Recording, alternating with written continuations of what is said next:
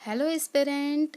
जैसा कि आपको पता है कि आज से हम लोग स्टार्ट करने वाले हैं ज्योग्राफी, क्योंकि हमने आपको उसी दिन बता दिया था कि हम ज्योग्राफी का रिवीजन बैच में हम सबसे पहले ज्योग्राफी कवर करेंगे, फिर उसका एमसीक्यू चलेगा, उसके बाद अन्य विषय चलते रहेंगे। तो ज्योग्राफी में हम लोग बात करने वाले हैं आज खगोलिकी की। सबसे पहला जो हमारा टॉपिक है वो है खगोलिकी, और आपको इसमें सिर्फ topic wise point wise information मिलेंगे, क्योंकि हमारे पास टाइम बहुत कम है और रिवीजन के लिए चाहिए कि शॉर्ट में सारा मैटर कवर हो। तो ऐसा ही क्या क्या है आप देख सकते हैं। और आगे बढ़ते हैं, हम सबसे पहले खगोलिकी पॉइंट 1 देखने वाले हैं। तो खगोलिकी में क्या है, खगोलिकी में दिया गया है 3 वाद हैं। एक तो संभववाद है, एक नियतिवाद और एक नवनियतिवाद। संभववाद की बात करें तो संभववाद का जो कॉन्सेप्ट है विडाल डी लाप्लास ने दिया था और ल्यूशियन फैब्रे ने दिया था। इसने क्या कहा कि ये जो संभववाद है वो क्या करता है, मानव की क्रियाओं को महत्व देता है, यानी कि मानव के द्वारा जो क्रियाएं किए जाते हैं उसको ज़्यादा महत्व देता है प्रकृति के क्रियाओं को नहीं। और लेकिन जो नियतिवाद है उसको रैज़ेल ने दिया है, और ये मानवीय गतिविधियाँ क्या कहता है कि जो मानवीय गतिविधियाँ हैं वो पर्यावरण द्वारा नियंत्रित होती हैं। ठीक है, अब बात करें नवनियतिवाद की। तो नवनियतिवाद क्या है, ये संभववाद एवं नियतिवाद के बीच का मार्ग है। इन दोनों के बीच का मार्ग ये है।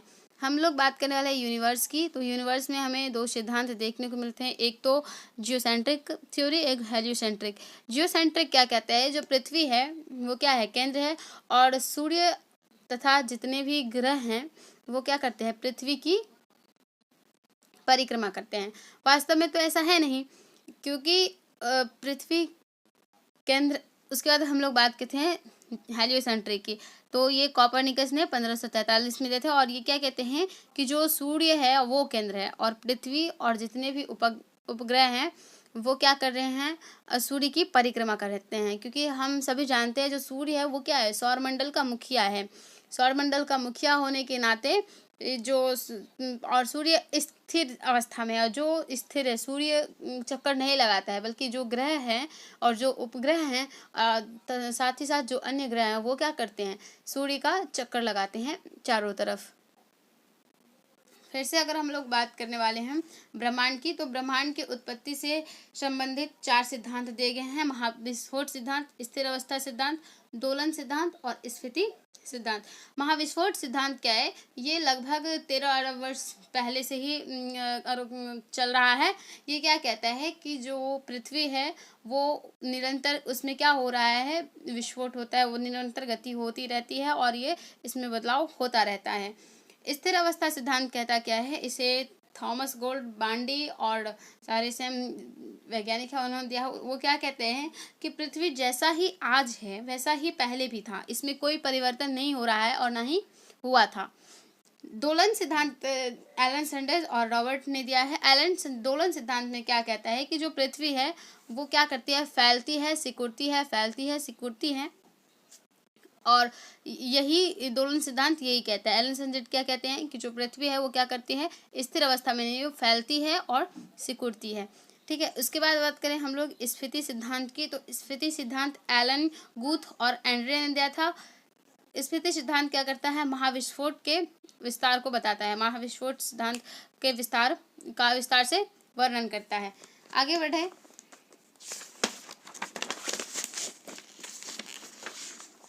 तो आगे हम बात करने वाले हैं बिग बैंग थ्योरी की।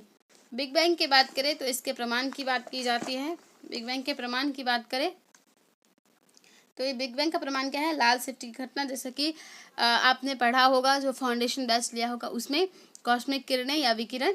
बिग बैंग की बात करें तो बिग बैंग जब बिग बैंग हुआ था तो उस समय उसमें से क्या निकला था, गैस एवं धूलकण निकले थे। उस समय जो गैस और धूलकण निकले थे उससे क्या हुआ था, बादल बना था, और इससे जो बादल बना था बिग बैंग के समय उसे हम निहारिका का नाम दिया गया। उसे हम क्या कहते हैं, निहारिका कहते हैं, निहारिका का नाम दिया गया। अब निहारिका की बात करें तो जब निहारिका आद्य तारे में परिवर्तित होती है तो उसमें क्या होता है, आद्य तारे में नाभिकीय संलयन की प्रक्रिया होता है। जब इसमें नाभिकीय संलयन की प्रक्रिया होता है तो जो हाइड्रोजन है वो हीलियम में परिवर्तित होता है। अब पता है सूर्य का निर्माण भी होता है, उसमें क्या होता है, हाइड्रोजन हीलियम में परिवर्तित होता है। तो ये निहारिका जब हाइड्रोजन हीलियम में परिवर्तित होता है तो उससे ऊर्जा निकलता है, उस ऊर्जा को हम क्या कहते हैं, तारा कहते हैं। बात करें इस तारे की, तो तारा कितने प्रकार का होता है, तारा 3 प्रकार का होता है, एक सामान्य तारा, एक विशाल तारा और एक पिचास तारा। सामान्य तारे की बात करें तो सामान्य तारा क्या है, ऐसा तारा है जिसका आकार सूर्य से बड़ा या सूर्य के बराबर या सूर्य से छोटा हो, जिसका आकार सूर्य से बराबर या सूर्य से छोटा हो, उसे हम सामान्य तारा कहते हैं। विशाल तारा की बात करें तो ये एक ऐसा तारा है जिसका आकार सूर्य से बड़ा है, ठीक है। और अगर हम बात करें 50 तारे की, तो 50 तारा में क्या होता है, एक छोटा तारा रहता है और एक बड़ा तारा रहता है। तो जो छोटा तारा रहता है वो क्या करता है, बड़े तारे से प्रकाश को खींचता है, क्या करता है, बड़े तारे से क्या करता है, प्रकाश को खींचता है, इसलिए क्या कहा जाता है, इसे 50 तारा कहा जाता है।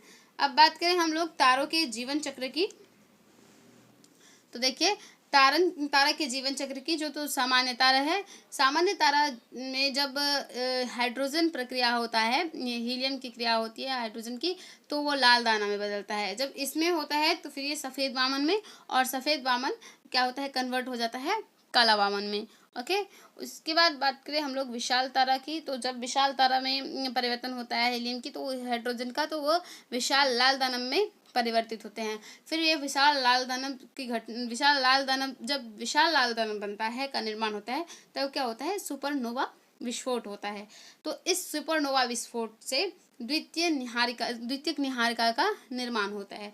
द्वितीयक निहारिका जब बनती है तो इससे क्या होता है, नए तारों का निर्माण होता है, और साथ ही साथ न्यूट्रॉन स्टार भी बनते हैं। क्या होते हैं, न्यूट्रॉन स्टार बनते हैं। न्यूट्रॉन स्टार क्या करते हैं, अगर न्यूट्रॉन स्टार घूर्णन करते हैं तो क्या होता है, इसमें से समय समय पर ऊष्मा निकलती है, और जब न्यूट्रॉन स्टार से समय समय पर ऊष्मा निकलती है तो उससे क्या होता है, पल्सर का निर्माण होता है। आगे हम बात करने वाले हैं चंद्रशेखर सीमा की। जो चंद्रशेखर लिमिट है, चंद्रशेखर सीमा, इसे सुब्रमण्यम चंद्रशेखर जी ने दिया था 1930 में, और उन्होंने कहा था कि if the size and mass of star greater than 1.144 size of sun, जो तारा है अगर उसका जो द्रव्यमान है सूर्य के द्रव्यमान से 1.44 गुना यदि बड़ा है, तो वो जब मरेगा तो उससे विशाल तारों का निर्माण होगा। जो विशाल तारे हैं मरने के बाद क्या होंगे, जो विशाल तारे हैं वो ब्लैक होल में परिवर्तित हो जाएंगे। ब्लैक होल में परिवर्तित होंगे तो ब्लैक होल में परिवर्तित होंगे, तो इसे ब्लैक होल क्यों कहा जाता है, क्योंकि यहाँ पे जो प्रकाश जाता है तारों का, जो या फिर किसी भी चीज़ का जो प्रकाश जाता है तो वो वापस लौट के नहीं आता है, इसलिए इसे हम देख नहीं पाते हैं। जो प्रकाश जाता है वो वापस लौट के आता नहीं है, उसे हम देख नहीं पाते, इसलिए ब्लैक होल कहा जाता है। बात करें तो ब्लैक होल की संरचना की, तो ब्लैक होल का जो केंद्र है, केंद्र पर जो गुरुत्व होता है वो क्या होता है, अनंत होता है, क्योंकि केंद्र पर गुरुत्व अनंत होता है। फिर बात करें इसका प्रकाश हमें क्यों नहीं दिखा देता, क्योंकि इसमें क्या होता है, ब्लैक होल में ज़्यादा गुरुत्वाकर्षण होता है, इतना अधिक होता है कि ये प्रकाश को लौटने नहीं देता है, ठीक है, इसलिए इसे ब्लैक होल कहा जाता है, जैसे हमने आपको भी बताया है। एक बात करें संरचना में फिर से, तो संरचना का जो इसमें जो ब्लैक होल है, इसमें एक रोटेटिंग डिस्क होता है, एक होता है event horizon point of no return, यानी कि इसका अर्थ है कि यहाँ पे जो प्रकाश जाता है वो वापस लौट के नहीं आता है। एक ऐसा पॉइंट है जहाँ पे प्रकाश जाता है तो वो लौट के नहीं आता है। लेकिन जब रोटेटिंग डिस्क से क्या होते हैं, पार्टिकल टकराते हैं तो उससे क्वासर का निर्माण होता है। ओके, आगे हम बात करने वाले हैं तारे की। तो तारे की बात करें, तारे हीलियम और हाइड्रोजन दोनों के संयोजन से बना है। तारों के रंग की बात करें, रंग के आकार पर, तो रंग के हिसाब से हमें तारे क्या हमें होते हैं, अलग अलग दिखाई देते हैं। तारे की बात करें, यदि अगर तरंगदैर्घ्य कम होगा तो वो तीव्रता ज़्यादा होगी और तापमान भी ज़्यादा होगा। अब तारों के रंग के आधार पर देखते हैं कि कौन सा तारा कैसा होता है और कलर के आधार पर क्या डिफरेंसेस है सब में। यदि किसी तारे का कलर ब्लू कलर है तो वो जो तारा होगा उसमें टेम्परेचर ज़्यादा होगा और वो यंग होगा। अगर कोई तारा ऑरेंज कलर है तो उसका टेम्परेचर क्या होगा, मीडियम होगा और ये प्रौढ़ तारे होंगे। और यदि किसी तारे का कलर रेड है तो उसका टेम्परेचर कम होगा एंड वो वृद्ध तारा होगा। जैसे कि देख सकते हैं कि कोई वृद्ध होगा तो उसका जो प्रकाश है वो धीरे धीरे घट जाएगा, इसलिए क्या दिखने लगा हमें, रेड। आगे बात करने वाले हैं हम लोग तारामंडल की। तो तारामंडल क्या है, तारामंडल तारों का समूह है और तारे निश्चित आकार में उपस्थित होते हैं। जो IAU संस्थान है इसका निर्माण 1919 में हुआ है और ये किसकी चीज़ की जानकारी देता है, ये ग्रहीय स्थितियों की जानकारी देता है। और जो IAU है उसी ने कहा कि जो तारामंडल है उसमें कुल 88 तारा उपस्थित हैं। तारामंडल में क्या है, 88 तारामंडल उपस्थित हैं। आगे हम बात करने वाले हैं सूर्य के संरचना की। सूर्य की संरचना की बात करें तो देखिए, सूर्य की संरचना में सबसे अंदर उसका क्रोड रहता है, सबसे ऊपर तो किरीट रहता है, उसके बाद वर्णमंडल, उसके बाद प्रकाश मंडल, उसके बाद संवहन मंडल, इसके बाद विकिरण क्षेत्र, इसके बाद क्रोड। क्रोड में जो है टेम्परेचर क्या होता है, बहुत ज़्यादा होते हैं और इसमें ही नाभिक के संलयन की प्रक्रिया होती है। क्रोड यानी कि केंद्र जो है वहाँ पे गैस और प्लाज्मा भरा पड़ा रहता है। उसके बाद विकिरण क्षेत्र आता है। विकिरण क्षेत्र क्यों आता है, विकिरण क्षेत्र में और भी ज़्यादा मात्रा में क्या होते हैं, गैस भरे रहते हैं और वो क्या करता है, जो विकिरण क्षेत्र में क्या करता है, जो गैस है उसको बाहर फेंकता है, क्या करता है, बाहर फेंकता है, इसलिए इसको विकिरण क्षेत्र कहते हैं। आगे हम बात करें प्रकाश मंडल की। तो जो प्रकाश मंडल है उसे हम नंगी आंखों से भी देख सकते हैं। प्रकाश मंडल में क्या होता है, सन स्पॉट्स का निर्माण होता है। सन स्पॉट्स की बात करें तो जो सन स्पॉट्स है उसका जो जीवन काल है वो 11 से 12 साल होता है। और सन स्पॉट्स का अगर टेम्परेचर ज़्यादा, सन स्पॉट्स का हमेशा टेम्परेचर क्या होता है, ज़्यादा होता है, लगभग 44 से 4600 डिग्री सेल्सियस तक इसका प्रकाश रहता है। आगे बात करें सन स्पॉट्स की उत्पत्ति की। तो सन स्पॉट्स की उत्पत्ति के बारे में कुछ है। अगर सोलर मैक्सिमा है तो क्या होगा, ज़्यादा निर्माण होगा, ठीक है, ज़्यादा निर्माण होगा। और यदि सोलर मिनिमा है तो निर्माण कम होगा। क्यों सोलर मैक्सिमा में निर्माण ज़्यादा होता है, क्योंकि सन का हीट जो है अगर बहुत ज़्यादा रहता है तो इससे सौर आंधियाँ आती है, तो उस हिसाब से क्या होता है, ज़्यादा तारों का निर्माण होता है। आगे हम बात करने वाले हैं सूर्य के ही बारे में। देखिए, पृथ्वी पे ध्रुव ज्योति के बारे में, जो क्या है, सूर्य है, सूर्य से जो सौर आंधियाँ चलती है, पृथ्वी का जो गुरुत्वाकर्षण क्षेत्र है वो बहुत बड़ा है, ठीक है। पृथ्वी का जो गुरुत्वाकर्षण है क्षेत्र है वो क्या है, बहुत बड़ा है। एक नॉर्थ पोल है, एक साउथ पोल है। देखिए, ये जो सौर आंधियाँ चलती है तो ये जब नॉर्थ पोल और साउथ पोल से टकराती हैं तो यहाँ पे क्या होता है, एक प्रकाश उत्पन्न होता है, एक ज्योति उत्पन्न होती है, ठीक है। एक प्रकाश, एक ज्योति जो उत्पन्न होती है तो उसे हम ध्रुवीय ज्योति कहते हैं। नॉर्थ पोल पर जो ध्रुवीय ज्योति होती है उसे हम अरोरा बोरियोलिस कहते हैं और जो साउथ पोल पर होता है उसे हम अरोरा एस्ट्रोलिस कहते हैं। ये हम डिटेल से नहीं चर्चा करने वाले एस्ट्रोलिस और बोरियोलिस पर, क्योंकि आपने जो भी क्लास परचेज किए होंगे उसमें आपको ये सब पढ़ाया गया होगा। आगे बात करें तो सन से ग्रहों की जो दूरी है वो कितनी है, कैसे है, किस प्रकार से अवस्थित हैं सूर्य के तरफ, तो उन सब के बारे में भी जानते हैं। तो जो सूर्य है, सूर्य के सबसे नज़दीक क्या है, बुध, उसके बाद वीनस, उसके बाद अर्थ, उसके बाद मार्स, उसके बाद ये क्षुद्र ग्रह की पेटी, उसके बाद जुपिटर, सैटर्न, यूरेनस, नेपच्यून, ऐसे ही ग्रह यहाँ पे उपस्थित हैं। तो अब हम बात करें सबसे पहले मरकरी यानी कि बुध की। तो बुध जो है क्या है, ये सबसे छोटा ग्रह है। यह सूर्य के सबसे निकट स्थित है। यहाँ पे अल्बिडो ज़्यादा होती है क्योंकि यहाँ पे तापमान ज़्यादा होता है। यहाँ पे दिन में तापमान क्या होता है, बहुत ज़्यादा होता है और रात में ठंडा। यहाँ के दिन और रात में जो गर्म और रात है, दिन और रात में जो ताप है उसमें बहुत ही ज़्यादा अंतर होता है। बात करें इसके पास, जो मरकरी है इसके पास अपना कोई प्राकृतिक उपग्रह नहीं है। आगे बात करें हम लोग वीनस की। वीनस को क्या कहा जाता है, सुंदरता की देवी कहा जाता है, और ये गर्म ग्रह है, भोर का तारा है, भोर का तारा है, और इसे शाम का तारा भी कहा जाता है। बात करें ये वीनस की, तो इसे पृथ्वी की बहन भी कहा जाता है, क्योंकि ठीक है, तो ये सब इसको कहा जाता है। अब हम बात करें मंगल ग्रह की, तो मंगल को लाल ग्रह भी कहा जाता है, क्योंकि यहाँ पे क्या है, आयरन के जो ऑक्साइड है बहुत ज़्यादा मात्रा में उपस्थित है, और आयरन का ऑक्साइड ज़्यादा है, इसलिए ये क्या करता है, लाल दिखता है। और ये गर्म ग्रह है, यहाँ ये क्या है, एक गर्म ग्रह भी है। इसका जो निक्स ओलंपिया है, निक्स ओलंपिया सौर मंडल का ये सबसे ऊंचा पर्वत है। मंगल ग्रह में ये सौर मंडल का क्या है, सबसे ऊंचा पर्वत है, और ये कहाँ उपस्थित है, मंगल ग्रह पर। कौन सा, निक्स ओलंपिया। उसके बाद करें ओलंपस मोन्स की, तो ये क्या है, मंगल ग्रह पर जो वोल्केनो है उपस्थित, वो क्या है, ओलंपस मोन्स। उसके बाद मंगल ग्रह की प्राकृतिक उपग्रह की बात करें, तो इसके पास अपने 2 प्राकृतिक उपग्रह हैं, एक फिबोस और एक डीमोस। देखिए यहाँ पे हम आपको ये बता देना चाहते हैं कि ये क्या है, ये क्षुद्र ग्रह की पेटी है, फिर ये सब, इसे आंतरिक ग्रह भी कहा जाता है। यहाँ से यहाँ तक का जो जितने भी ग्रह है, इसे क्या कहा जाता है, आंतरिक ग्रह, और इसे बाहरी ग्रह कहा जाता है। इतना ध्यान रखिएगा, पूछे अगर कोई कि आंतरिक ग्रह में क्या क्या है, तो आप बता सकते हैं मरकरी, वीनस, अर्थ और मार्स, और बाहरी में क्या सब है, तो जुपिटर, सैटर्न, यूरेनस और नेपच्यून, अच्छे से बता सकते हैं। उसके बाद जो है यहाँ पे पुच्छल तारे उपस्थित हैं। उसके बाद पुच्छल तारे के बाद जो है ऊंट बादल उपस्थित हैं, ऊंट क्लाउड। उसके बाद हम बात करने वाले हैं जुपिटर की। तो जुपिटर को क्या कहा जाता है, मान्यता है जुपिटर को देवताओं का गुरु कहा जाता है। क्या है, बृहस्पति, इसको क्या कहा जाता है, देवताओं का गुरु। ये एक गैसीय ग्रह का उदाहरण है।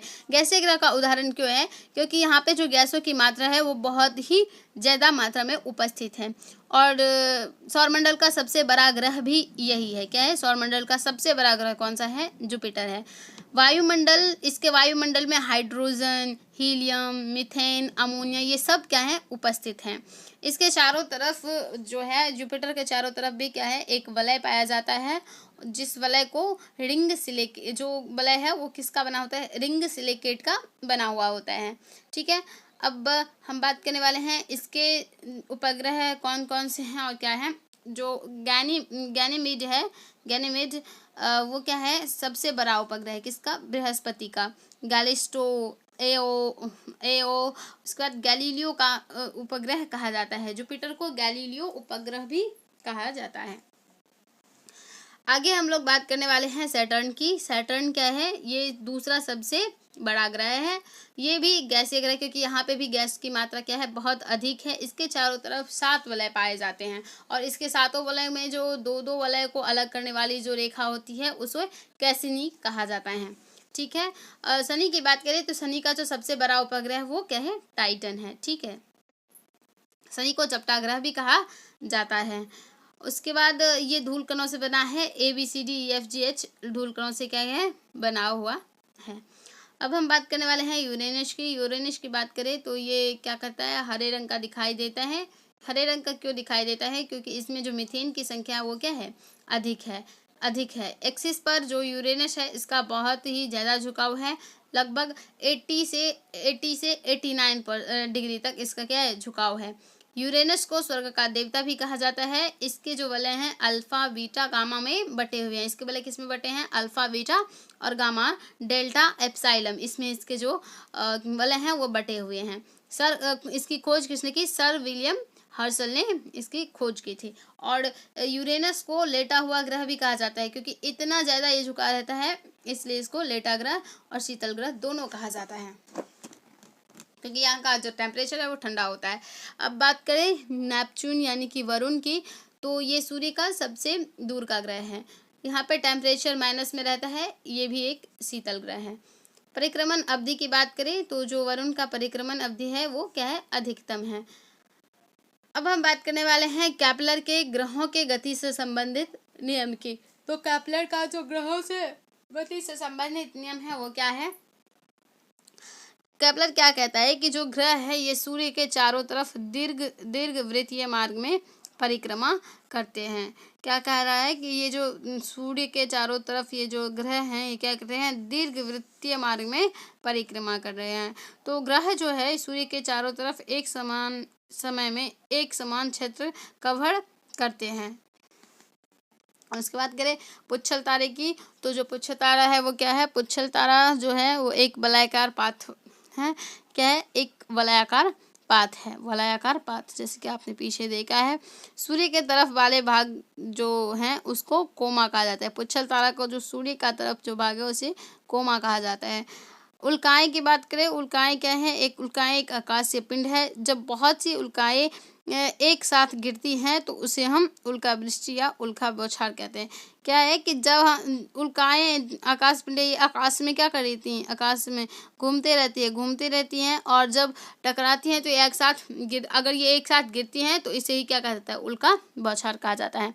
अब हम बात करें क्षुद्र ग्रह की, तो वैसे आकाशीय पिंड जो मंगल और बृहस्पति के बीच उपस्थित है उसे हम क्या कहते हैं, क्षुद्र ग्रह कहते हैं। क्षुद्र ग्रह वैसे आकाशीय पिंड हैं जो मंगल और बृहस्पति के बीच क्या है, उपस्थित है। वायुमंडल में आने पर इसका जो उल्का का रूप है उल्का के रूप में जलने लगता है। क्षुद्र ग्रह जब वायुमंडल में आता है तो पृथ्वी के ग्रेविटी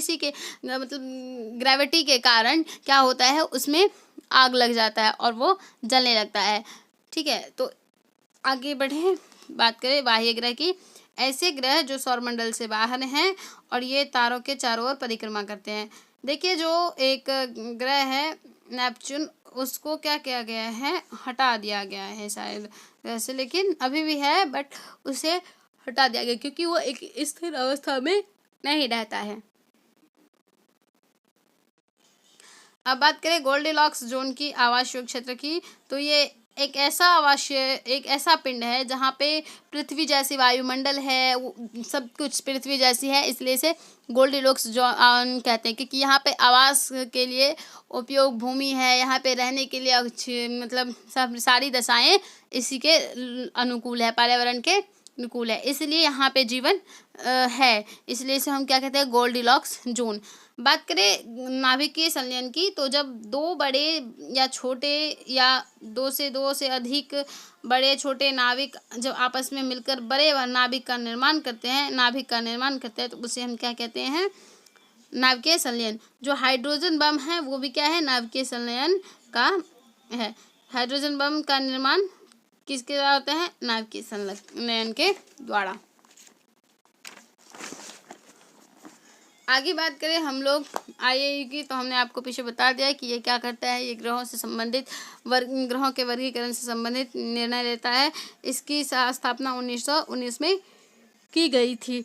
पृथ्वी की बात करें तो जो पृथ्वी है वो गति करती है। पृथ्वी किस प्रकार से गति है, पृथ्वी दो प्रकार से, एक तो घूर्णन गति से, एक परिक्रमण गति से क्या करती है, घूर्णन करती है। घूर्णन गति की बात करें तो ये क्या है, घूर्णन एक दैनिक गति है क्योंकि एक चक्कर पूरा करने में लगभग 24 घंटे लगते हैं। जो घूर्णन गति है, दैनिक गति है घूर्णन गति में, उसमें क्या होता है कि एक चक्कर पूरा करने में 24 घंटे लग जाते हैं घूर्णन गति में, दैनिक गति में। परंतु जो घूर्णन गति है वो अपने अक्ष पर ही गति करता है, वो अपने अक्ष पर ही बार बार घूमता रहता है, उससे खिसकने की ज़रूरत नहीं पड़ती है। अब घूर्णन चाल की बात करें तो जो विषुवत रेखा है उस पर जो घूर्णन चाल है वो अधिकतम होता है, और जो ध्रुव तारा है कहाँ पे, ध्रुव पर, वो क्या है, स्थिर है और इसका घूर्णन चाल 0 है। अब हम बात करें घूर्णन गति के प्रभाव की, तो घूर्णन गति के प्रभाव से क्या होता है, दिन और रात में अंतर होता है। पृथ्वी का जो आकार है वो दीर्घ वृत्ताकार होता जा रहा है। कोरियोलिस बल का प्रभाव, भू चुंबक का निर्माण होता है, किससे, घूर्णन गति के कारण। आगे बात करें हम लोग रात और दिन की, तो दिन और रात छोटे बड़े होते हैं। दिन और रात छोटे बड़े क्यों होते हैं, इसके पीछे भी कारण है क्योंकि पृथ्वी का जो है अपने अक्ष पर झुकाव 23.1/2 डिग्री है और ये पृथ्वी का परिक्रमण है। ठीक है, तो जब ध्रुवों पर 6 महीने का दिन और 6 महीने की रात होती है, क्योंकि यहाँ पे पृथ्वी का झुकाव क्या है, ज़्यादा है, पृथ्वी का परिक्रमण है और ध्रुव स्थिर हैं। यहाँ पे क्या है, ध्रुव स्थिर हैं। आगे हम बात करने वाले हैं पृथ्वी का परिक्रमण की, तो आप ये नहीं सोचिएगा कि इसमें हम आपको कुछ भी डिटेल से बताने वाले हैं, क्योंकि ये सिर्फ एक रिवीजन बैच है और रिवीजन में सिर्फ टॉपिक को कवर किया जाता है, ना कि उसे डिटेल से बताया जाता है, क्योंकि डिटेल से तो आपने फाउंडेशन में पढ़ा ही होगा। इसलिए हम सिर्फ इसको क्या कर रहे हैं, टॉपिक में पढ़ा रहे हैं, रिवाइज कर रहे हैं। अब बात करें पृथ्वी के परिक्रमण की, तो जो पृथ्वी का परिक्रमण है वो दीर्घवृत्तीय मार्ग पर पृथ्वी के द्वारा सूर्य की परिक्रमा करता है। इसको हम वार्षिक गति कहते हैं, ठीक है। पृथ्वी का परिक्रमण अपसौर और उपसौर दोनों विधि से होता है।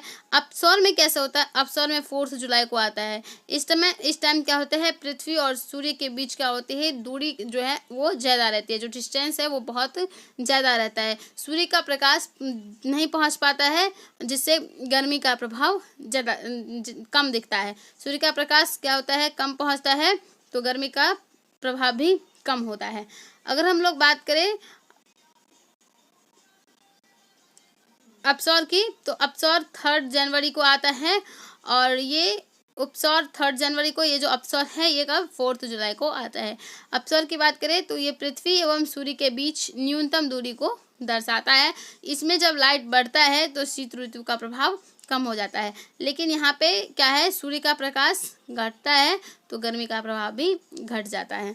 आगे हम बात करें पृथ्वी के परिक्रमण की, किस प्रकार कहाँ पे है, विश्व पे कैसा है, ग्रीष्म अयनांत पे और शीत अयनांत पे कैसा है। तो विश्व के बात करें तो विश्व परिक्रमण 21 मार्च और 23 सितंबर को ऐसा होता है। ऐसे इस टाइम क्या होता है, जो सूर्य की किरणें हैं वो विषुवत रेखा पर पड़ती हैं, सीधी पड़ती हैं, और पूरे दुनिया भर पर उस टाइम जब वो सीधे पड़ती हैं तो क्या पूरी दुनिया भर में दिन और रात जो है वो एक समान होता है। अब बात करें ग्रीष्म अयनांत की, तो ग्रीष्म अयनांत जो है वो 21 जून को आता है। ये कर्क रेखा पर सूर्य का सीधा प्रकाश पड़ने के कारण होता है। ये कहाँ पे है, उत्तरी गोलार्ध का दिन सबसे बड़ा और रात सबसे छोटा होता है। अब हम ये जानते हैं कि जो उत्तरी गोलार्ध है, ग्रीष्म अयनांत में जो उत्तरी गोलार्ध है वहाँ पे दिन क्या होता है, सबसे बड़ा, और रात जो है वो क्या होता है, सबसे छोटा होता है। दक्षिणी गोलार्ध की वही बात करें तो इसके अपोजिट होता है, यहाँ पे दिन छोटा और रात बड़ा होता है। उसी प्रकार हम लोग बात करें शीत अयनांत की, तो शीत अयनांत क्या होता है, 22 दिसंबर को आता है। ये मकर रेखा पर सीधा जिस दिन मकर रेखा पर सीधा सागरीय लवणता की बात करें तो प्रति 1000 ग्राम जल में जो नमक की मात्रा होती है उसे हम क्या कहते हैं, सागरीय लवणता कहते हैं। सागरीय लवणता के स्रोत क्या क्या हैं वो देखिए। सागरीय लवणता के स्रोत हैं स्थल मंडल पर जो चट्टान उपस्थित हैं वो, जब नदी, हवा, तरंग, हिमनद जब अपर्दन के द्वारा सागर में क्या करते हैं, अवसादें जमा करते हैं, लवणता जमा करते हैं, नमक को जमा करते हैं, तो उससे ही नमक का निर्माण होता है और उससे ही क्या होता है, सागर में लवणता बढ़ता है। तो अब बात करें सागर में कौन कौन सी महत्वपूर्ण लवणता है, तो सोडियम क्लोराइड, ब्रोमाइड, सल्फेट और कार्बोनेट। आगे बात करें तो ज्वालामुखी विस्फोट के कारण भी क्या होता है, सागर में लवणता ज़्यादा होता है, क्योंकि जब ज्वालामुखी विस्फोट होता है तो उस समय जो ज्वालामुखी विस्फोट के टाइम जो उसमें से जो लावा निकलता है, प्रवाह होता है, जो उसमें से राख निकलते हैं, जो एसिड्स निकलते हैं, वो कहाँ पे जाते हैं, इन्हीं समय सागरों में जाते हैं, पृथ्वी पर जाते हैं। तो राख क्या होता है, राख नमकीन होता है। राख क्या होता है, कैसा होता है, राख का प्रवृत्ति नमकीन प्रकार का होता है राख। तो राख जो जल में जमा होगा तो जल खड़ा ही होगा ना, जाहिर सी बात है। अब आगे बात करें तो सागरीय जीव भी इसके लिए जिम्मेदार हैं। अब बात करें लवणता को प्रभावित करने वाले कारक की, तो लवणता को प्रभावित करने वाले कारक में बात करें, यदि स्वच्छ जल की आपूर्ति हमें होगी, क्या होगी, स्वच्छ जल की आपूर्ति अगर सागर में होगी तो लवणता कम होगा। ये स्वच्छ जल की आपूर्ति हमें करेगा कौन, स्वच्छ जल की आपूर्ति जब वो हमें नदी, वर्षा और जब हिम पिघलेगा तो उससे हमें क्या होगा, स्वच्छ जल की आपूर्ति होगी, तो क्या होगा, सॉलिनिटी कम होगा। अगर बात करें तापमान से इसके रिलेशन की, तो यदि तापमान ज़्यादा होगा तो केस 1 की बात करें तो यदि तापमान ज़्यादा होगा तो जो वाष्पीकरण की दर है वो भी ज़्यादा होगी, और जब वाष्पीकरण ज़्यादा होगा तो इससे क्या होगा, वर्षा कम होगा, और यदि वर्षा कम हुआ तो जो सॉलिनिटी है वो बढ़ेगा। क्योंकि वाष्पीकरण की दर कम होगी, इससे बारिश कम होगा, वाष्पीकरण की दर ज़्यादा होगी, इससे बारिश कम होगा, बारिश कम होगा तो लवणता ज़्यादा होगा, लवणता जाहिर है अगर पानी नहीं आएगा सागर में तो जो इकट्ठे पानी है उसमें और भी खारापन आता जाएगा। अब बात करें यदि वाष्पीकरण की दर कम है और यदि बारिश ज़्यादा होता है तो उससे सॉलिनिटी क्या होगी, कम होगी। क्या होगी, सॉलिनिटी कम होगी। ठीक है, यदि अगर बात करें बंद सागर में यदि वाष्पीकरण की दर ज़्यादा हो तो सॉलिनिटी भी ज़्यादा होगी। यदि खुले सागर की बात करें तो खुले सागर में यदि वाष्पीकरण की दर कम है तो यहाँ पे क्या होगा, सॉलिनिटी कम होगा। वाष्पीकरण की दर ज़्यादा रहेगी तो सॉलिनिटी भी क्या रहेगी, ज़्यादा रहेगी बंद सागर में। और खुले सागर की बात करें यदि सॉलिनिटी कम रहेगी, क्यों कम रहेगी, क्योंकि अगर जो इवापोरेशन का दर है वो कम रहेगा तो सॉलिनिटी भी कम रहेगी। अब बात करें हम हैलोक्लाइन की। हैलोक्लाइन क्या है, एक संक्रमण पर्वत है और इसमें जो लवणता का परिवर्तन दर है वो बहुत ही ज़्यादा होता है, बहुत ही तीव्रता से होता है। बात करें थर्मोक्लाइन की, यहाँ पे भी जो तापमान में परिवर्तन है बहुत तेज़ी गति से होता है।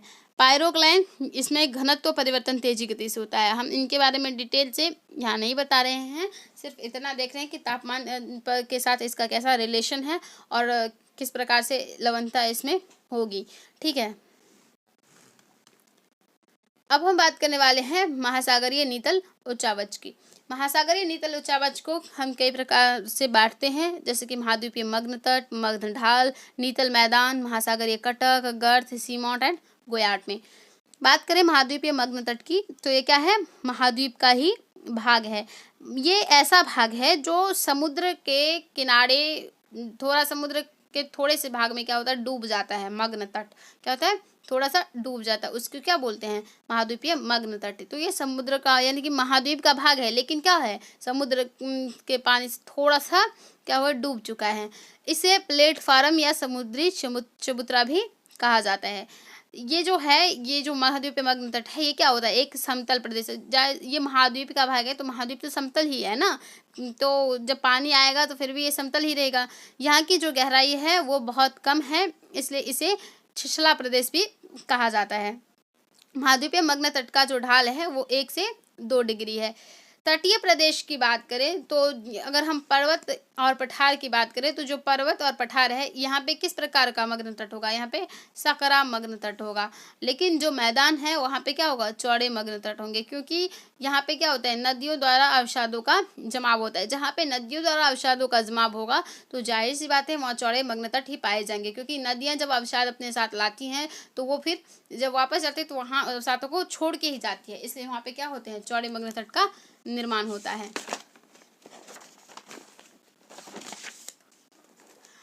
अब हम बात करने वाले हैं महाद्वीपीय ढाल की। महाद्वीपीय ढाल है तो महाद्वीपीय ढाल की जो है ऊंचाई वो कितनी है, 4 से 5 डिग्री। ये मग्न तट के अपेक्षाकृत ज़्यादा गहरा होता है। और इसकी उत्पत्ति की बात करें तो इसकी उत्पत्ति कैसे होती है, अपर्दन की क्रिया के द्वारा, प्लेट विवर्तन के द्वारा और भ्रंशन की क्रिया के द्वारा। अपर्दन की क्रिया के द्वारा बात करें तो जब अपर्दन होता है तो इससे क्या होता है, नदियाँ वगैरह सब में क्या होता है, कटाव होता है, अपर्दन होता है, तो इससे जो सेडिमेंट्स आते हैं उनका जमाव होता है। जो नदियाँ हैं जब पानी तेज़ गति से आती हैं तो वो क्या करती हैं, उसको काट के ले जाती हैं, किसको, जो पठार हैं या जो पर्वत है उसको काट के लेके जाती है, उससे क्या करता है, महाद्वीपीय ढाल बनता है। ठीक है, आगे बात करें हम लोग नीतल मैदान की तो जो नीतल पर उपस्थित समतल मैदान है उसे हम नीतल मैदान कहते हैं। इसकी जो औसत गहराई वो 3000 से 6000 मीटर की है। इसके उत्पत्ति की बात करें तो इसकी जो उत्पत्ति है वो ज्वालामुखी राख से होता है।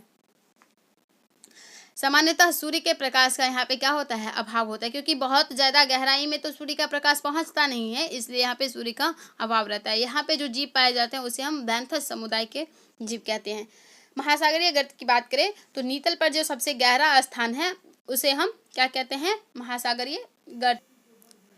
तो बात कर रहे हैं किसकी, हम लोग महासागरीय गर्त की। तो महासागरीय गर्त क्या है, नीतल पर सबसे गहरा स्थान है। इसकी उत्पत्ति जो है वो प्लेटों के अभिसारी गति के कारण होती है। अब प्लेट की अभिसारी गति क्या है? अभिसारी गति की बात करें तो अभिसारी गति में क्या होता है, जो प्लेटें होती हैं, दो प्लेटें, वो क्या होती हैं, एक दूसरे के समानांतर चलती, जो है वो एक दूसरे की तरफ क्या करती हैं, गति करती हैं। तो जब वो एक दूसरे की तरफ गति करती हुई आती हैं तो उसे हम क्या बोलते हैं, अभिसारी गति। तो इसमें क्या होता है, वो एक दूसरे की तरफ गति करती हुई आती हैं तो उसमें टकराव होता है, तो इससे गर्त का निर्माण होता है। जैसे कि मरियाना और चैलेंजर गर्त, ये कहाँ पे उपस्थित है, प्रशांत महासागर में। और जो मैरियाना है वो विश्व का सबसे गहरा गर्त है। क्या है, विश्व का सबसे गहरा गर्त। और जो दुनिया में सबसे ज्यादा गर्त हैं वो कहाँ पे उपस्थित होते हैं, प्रशांत महासागर में ही उपस्थित हैं। आगे बात करें महासागरीय कटक की, तो ये नितल पर उपस्थित पर्वत के उदाहरण है। महासागरीय कटक क्या है, नितल पर जो पर्वत बने होते हैं उसके उदाहरण है। ये अटलांटिक महासागर में विश्व का सबसे बड़ा कटक उपस्थित है। जो अटलांटिक महासागर है वहाँ क्या है, विश्व का सबसे बड़ा कटक उपस्थित है, और इसे हम मध्य अटलांटिक कटक भी कहते हैं। अगर कटक की बात करें तो कटक महासागरीय धाराओं और तरंगों को भी क्या करता है, प्रभावित करता है। क्या करता है, प्रभावित करता है। महासागरीय कटक का निर्माण प्लेटों के अपसारी गति के कारण होता है। देखिए अब अपसारी गति क्या है, अपसारी गति में जो प्लेटें हैं वो एक दूसरे से दूर जाती है। क्या होते हैं, एक दूसरे से दूर जाती है, तो इससे क्या होता है, कटक का निर्माण होता है। आगे बात करें हम लोग सी माउंट की, तो महासागर के नीतल पर जो छोटे छोटे पर्वत उपस्थित होते हैं, छोटे छोटे, उसे हम क्या कहते हैं, सी माउंट। जैसे कि देखिए ये महासागर है ना, देखिए ये मग्न ढाल है, यहाँ पे इस टाइप के जो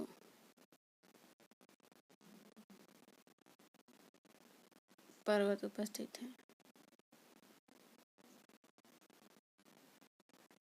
तो ये जो पर्वत हैं, ये जो उपस्थित हैं, ये क्या है, ये मग्न तट है, ये मग्न ढाल है।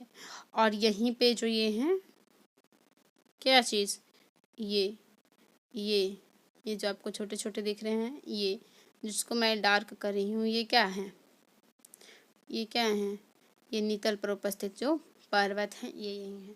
अब बात करें गुयाट की, तो वो सी माउंट का ऊपरी भाग जब तरंगों के अपरदन के द्वारा सपाट हो जाता है तो उसे हम क्या कहते हैं, गुयाट कहते हैं। देखिए यहाँ पे महासागर में क्या होता है, यहाँ पे कुछ तरंगे चलती हैं।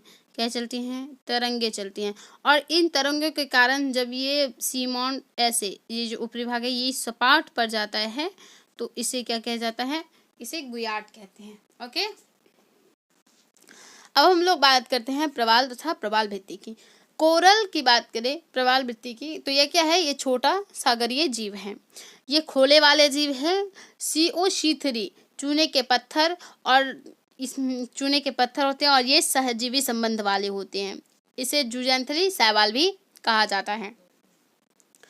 जो प्रवाल हैं ये अलग अलग रंग के होते हैं। ये कॉलोनियों में निवास करते हैं। इनके विकास हेतु जो दशाएं हैं उनकी बात करें तो जो प्रवाल हैं उनके लिए क्या रहना चाहिए, 18 से 22 डिग्री सेल्सियस तापमान रहना चाहिए। जहाँ पे 18 से 22 डिग्री सेल्सियस तापमान रहेगा, जो ये प्रवाल है वहीं इनका विकास हो सकेगा, अन्यथा नहीं होगा।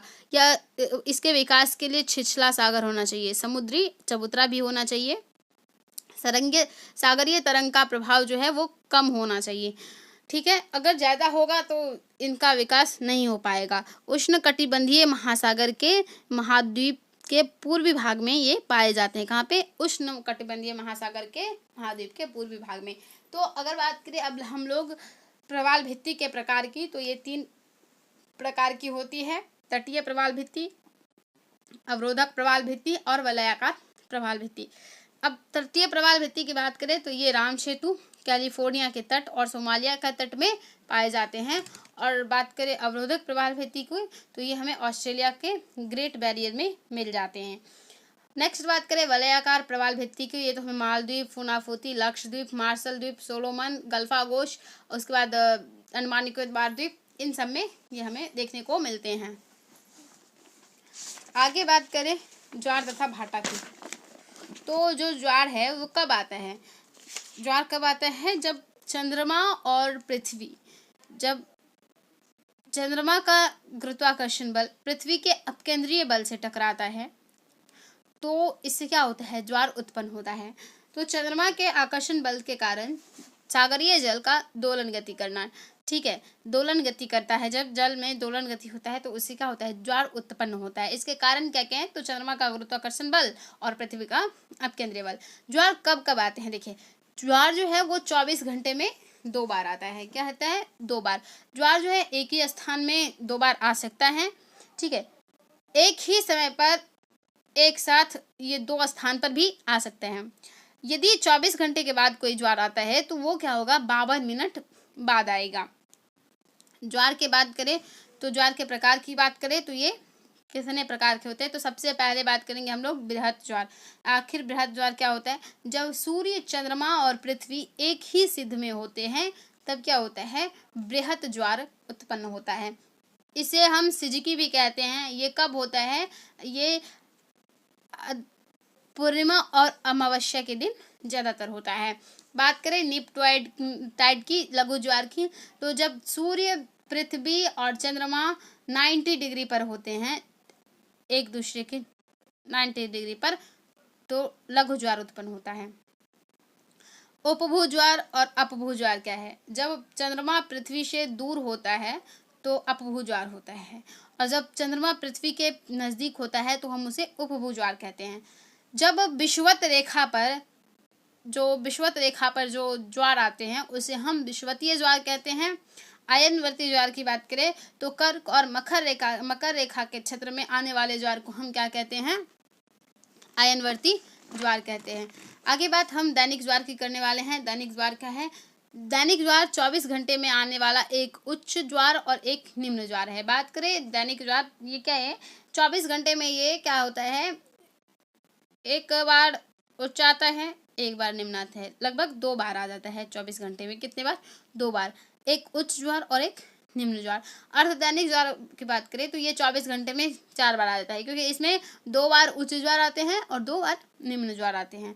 फिर मिश्रित ज्वार की बात करें तो कम तथा अधिक ऊंचाई पर आने वाले ज्वार को हम क्या कहते हैं? मिश्रित ज्वार कहते हैं। विश्व के जो सबसे ऊंचे ज्वार है वो कहाँ कहाँ आते हैं उसकी बात कर ले तो जो फंडी की खाड़ी है कनाडा में, उत्तरी अटलांटिक में, वहाँ पे सबसे ज़्यादा ऊंचे ज्वार आते हैं। फिर बात करें तो इंग्लिश चैनल पर 4 बार ज़्यादा आता है। ऐसा कहा जाता है कि जो इंग्लिश चैनल है वहाँ पे 4 बार ज्वार आता है, लेकिन ऐसा है नहीं, क्योंकि जो इंग्लिश चैनल है वहाँ उसके जो पूर्व में है तो उसके पूर्व में नॉर्थ सी है और उसके पश्चिम में क्या है? अटलांटिक महासागर है। तो जब अटलांटिक महासागर में टाइड आता है, 2 बार टाइड आते हैं, तो अटलांटिक महासागर में जब ज्वार आता है, ठीक है, अटलांटिक महासागर में तो आपको पता ही है एक बार कितने बार ज्वार आते हैं? 24 घंटे में 2 बार ज्वार आता है, ठीक है। तो जब ज्वार आता है तो ये क्या करते हैं? इंग्लिश चैनल पे जाता है, ठीक है। जब यहाँ पे ऊंच ज्वार आता है तो ये इंग्लिश चैनल पर जाता है, और जब नॉर्थ सी में आता है तो ये भी क्या करता है? इंग्लिश चैनल पर जाता है। तो यहाँ पे क्या करता है? ज्वार से उत्पन्न होने वाले जो पानी है जो वो जाते हैं, तो ये आप क्या समझते हैं इंग्लिश चैनल पे कि 4 बार ज्वार आता है, ठीक है। अब बात करें कौन कौन से गर्त कहाँ उपस्थित है। मैंने यहाँ पे छोटे छोटे कुछ गर्त लिए हैं जो कि 1 डे एग्ज़ाम के लिए एंड अदर्स एग्ज़ाम के लिए भी बहुत ज़्यादा इम्पोर्टेंट है, जैसे कि PSC के साथ साथ ये और भी कॉम्पिटिटिव एग्ज़ाम के लिए भी बहुत महत्वपूर्ण है। तो इसलिए हमने कुछ पॉइंट्स लिखे हैं, जैसे कि जो चैलेंजर गर्त है वो कहाँ पे है? उत्तरी प्रशांत में। एल्ड्रिच दक्षिणी अटलांटिक में। रोमांचक गर्त कहाँ पे है? उत्तरी अटलांटिक में। और जो नारस है वो उत्तरी प्रशांत में। डिएगो गार्सिया की बात करें तो ये क्या है? प्रवाल से बना है। डिएगो गार्सिया क्या है? ये प्रवाल से बना है। ये कहाँ पे है? UK का एक मिलिट्री बेस है। यह ब्रिटिश हिंद महासागरीय प्रदेश का भाग है। देखिए, अब मैं डिएगो गार्सिया के बारे में डिटेल से चर्चा यहाँ नहीं करने वाली हूँ, क्योंकि आपने जहाँ से भी क्लास किया होगा फाउंडेशन का उसमें आपने इसे डिटेल से पढ़ा होगा। तो जाहिर सी बात है रिवीजन है, तो रिवीजन में उसी टाइप से हम आपको पढ़ाने वाले हैं ताकि कम समय में आपको ज़्यादा से ज़्यादा जानकारी मिल सके। आगे बात करें हम लोग कील नहर की, तो ये क्या है कील नहर? ये जर्मनी का क्षेत्र है। व्यापार के दृष्टिकोण से ये क्या है? बहुत ही महत्वपूर्ण है। बाल्टिक सागर तथा ये उत्तरी सागर को जोड़ती है। किसको जोड़ती है? बाल्टिक सागर और उत्तरी सागर को जोड़ती है। कौन? कील नहर। आगे बात करने वाले हैं हम लोग शैवाल प्रस्फुटन की। तो जो शैवाल प्रस्फुटन है इसके बारे में थोड़ा सा चर्चा कर लेते हैं पहले, उसके बाद देखते हैं। शैवाल प्रस्फुटन कब होता है? जब सागरों में क्या होता है, रासायनिक पदार्थ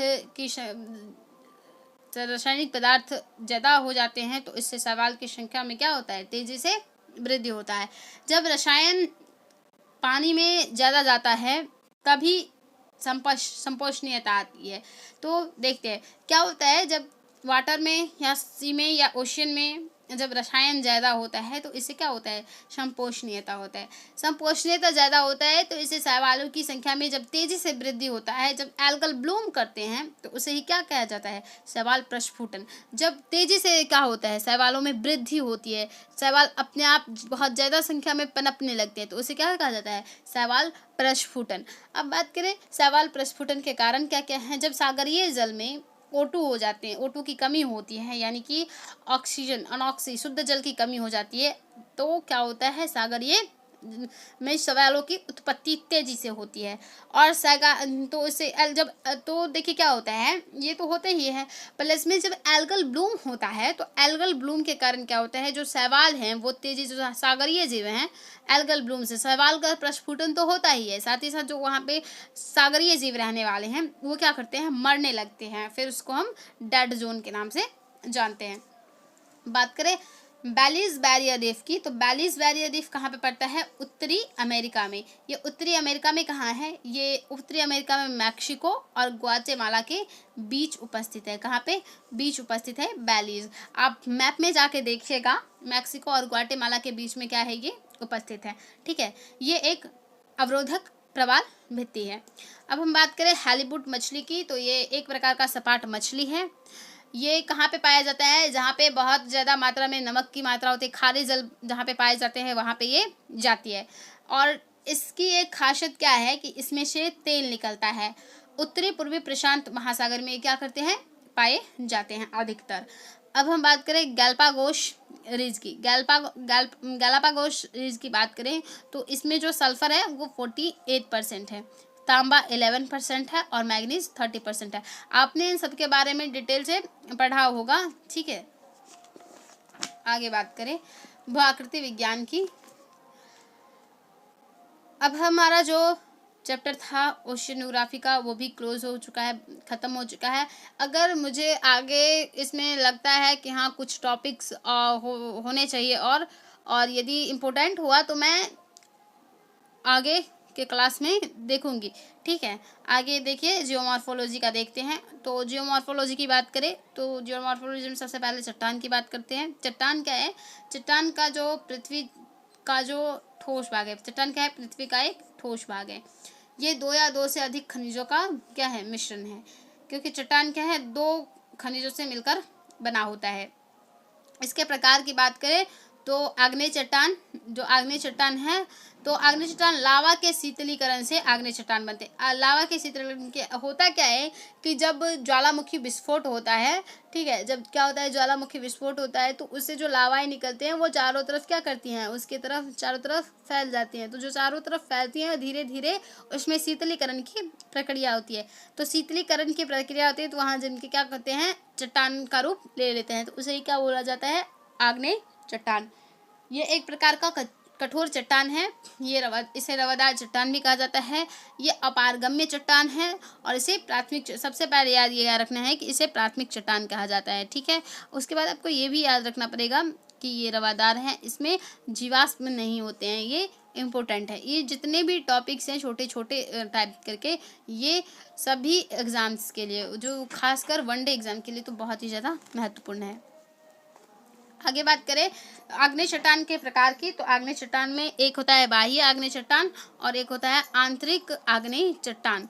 बाह्य आग्नेय चट्टान की बात करें तो इसमें बेसाल्ट की संख्या क्या होती है? बेसाल्ट की मात्रा अधिक होती है और आंतरिक आग्नेय चट्टान की बात करें तो इसमें ग्रेनाइट ज़्यादा होता है और जो क्रिस्टल का शायद है वो भी ज़्यादा होता है। बात करें अम्लीय आग्नेय चट्टान की, तो अम्लीय आग्नेय चट्टान में क्या होता है, सिलिका ज़्यादा होता है। क्षारीय आग्नेय चट्टान में क्या होता है, सिलिका की मात्रा कम होती है।